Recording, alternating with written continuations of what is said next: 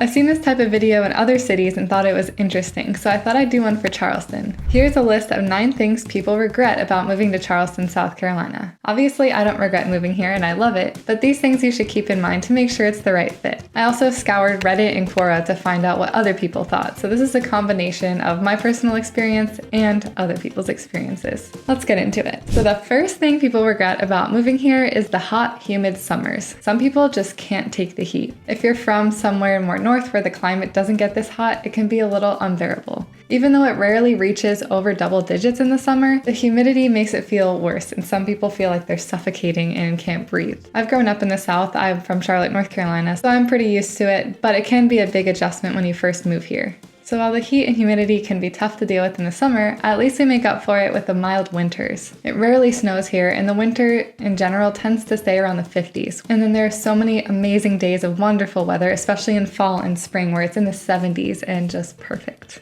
We have a lot of outdoor activities to do here, so even though you might not want to do them in the peak of the summer like in August, there are plenty of other times to enjoy them. The second thing to keep in mind is the cost of living. Charleston was once a small beach town that was very affordable to live, but in recent years with the high demand, that has changed quite dramatically. The cost of living has risen quite a bit, exceeding the national average. Pay can be low compared to rent and housing prices, and renting and buying are much more expensive now. But it's still all relative, so if you're comparing Charleston to a major city, it'll still seem much more affordable. Either way, you'll find that locals here complain that the cost of living isn't what it used to be. The next potential regret is that it can be a tough job market. Since so many people want to move here, the most high-paying jobs are very sought after and can be pretty competitive. Also, many jobs can be slow to give out raises and promotions. I recently did a video on the top industries in Charleston, which include things like manufacturing, healthcare, aerospace, and hospitality. But if you're looking for certain job sectors like finance, Charleston doesn't stack up to other cities. In general, people find that the job market is very competitive, like I mentioned, and the pay can be a little disappointing, especially when you compare it to the cost of living that's gone up recently. But this just depends on what kind of career field you are in, as there are still plenty of opportunities available here, and those are growing every day.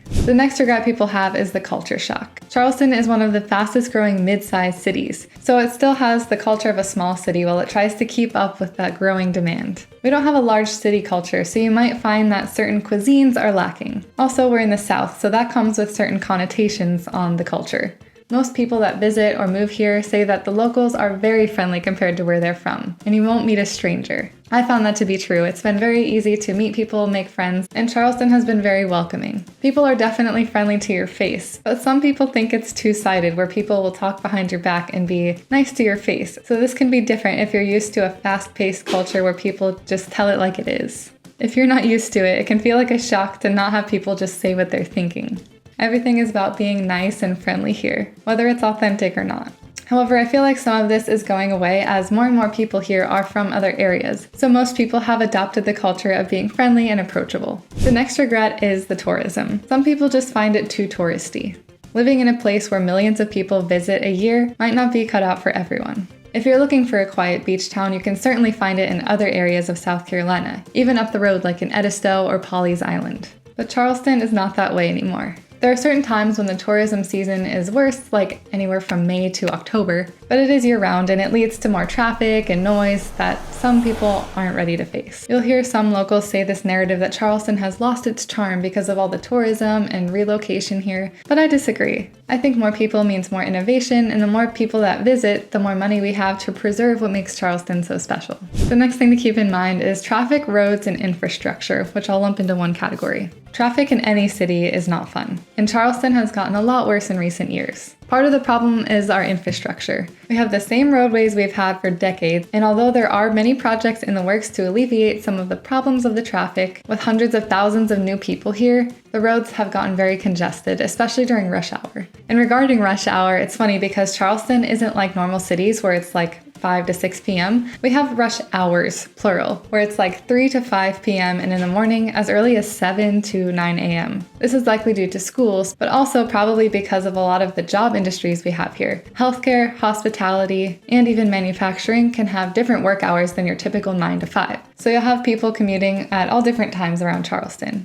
And even outside of the rush hours, if there's any sort of accident or fender bender, the traffic will back up at unexpected times and can be a pain. I know Charleston isn't alone in this problem, but I did want to point it out as a lot of people have complained about it recently. Also, South Carolina is not known for its great roads, and when roads are redone, this just makes the traffic problem worse. The next regret people have, and one of the cons of Charleston, is all the bugs. Not only do we have mosquitoes, which are the worst and are arguably our state bird, but we also have palmetto bugs, which are these giant cockroaches that live in the palmetto trees, which is why they're called palmetto bugs. It's just our cuter name of what they actually are. And we have no-see-ums. If you don't know what no-see-ums are, they're these little annoying gnats that bite your skin and get all itchy, and they're called that because you don't see them, so they're no-see-ums. It's something I learned when I moved here, and if you go outside at the right time, you'll experience them for yourself.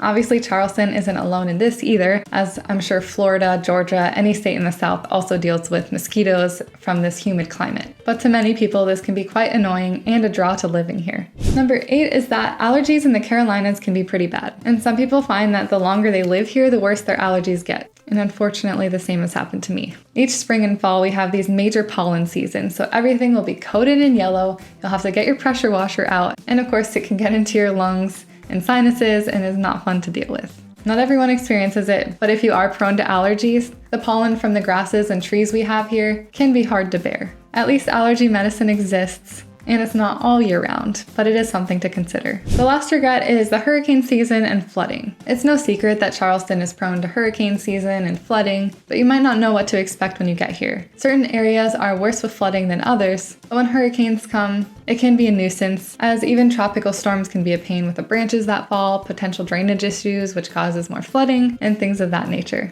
However, Charleston is pretty prepared for hurricane season, as we have great emergency services and community support. And that's it. So I hope you enjoyed learning about 9 things that people regret about moving to Charleston, South. Charleston makes up for these drawbacks with all of its amazing features like the things to do, outdoor activities, history, architecture, and more. We have a big art scene. The dining is world class with some of the best seafood and southern food around, and we have a lot of fun festivals and events throughout the year. So if you think you can put up with these 9 things, I think you'll be well prepared for a move to Charleston. If you already live in Charleston, I'd love to hear if you have any regrets about moving here, or if you'd change any on this list. If you're interested in buying or selling in the Charleston area, my contact information is here and in the description. While Charleston does have some of these drawbacks, it's an amazing place to live, and I'd love to help you make it home too. Thanks for watching!